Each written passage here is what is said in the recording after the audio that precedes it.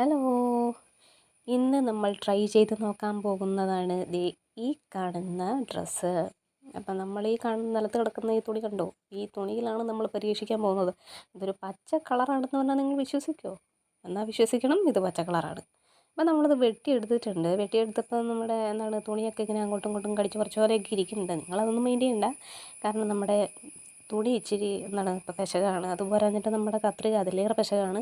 അതുകൊണ്ടാണ് അങ്ങനെയൊക്കെ വന്നിരിക്കുന്നത്. അപ്പോൾ നമുക്ക് അതിൽ കൊടുക്കാനുള്ള പൂക്കൾ റെഡിയാക്കാൻ വേണ്ടിയിട്ട് ആദ്യം ഒരു പേപ്പർ വേണം. പേപ്പർ പിന്നെ നമ്മൾ പടം വരച്ച് കൊടുക്കണം. പൂവിൻ്റെ പടമൊക്കെ വരച്ച് കൊടുത്ത് നമ്മളത് വെട്ടിയെടുത്താലാണ് നമുക്ക് ആ തുണിയിലേക്ക് വെച്ച് പിടിപ്പിക്കാൻ പറ്റുള്ളൂ. അപ്പോൾ നമ്മളിവിടെ പേപ്പറിൽ ആദ്യം അത് വെട്ടിയെടുത്തു. പിന്നെ ഇനി നമുക്കത് നമ്മുടെ തുണികളിലേക്ക് വെട്ടിയെടുക്കണം. അപ്പോൾ തുണികൾ ഏതൊക്കെയാണ് നമ്മൾ ആദ്യം എടുത്ത കളറ്?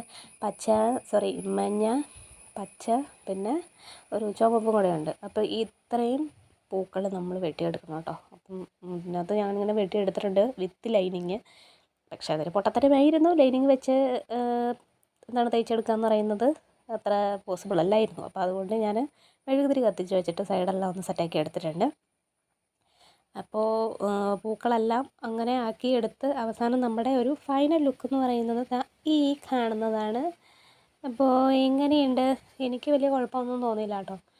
പൂക്കൾ എനിക്ക് കളറ് ഒക്കെ ആണെങ്കിലും സൈഡൊരു അത്ര സെറ്റാകാത്ത പോലെ തോന്നി. വേറെ കുഴപ്പമൊന്നും തോന്നിയില്ല.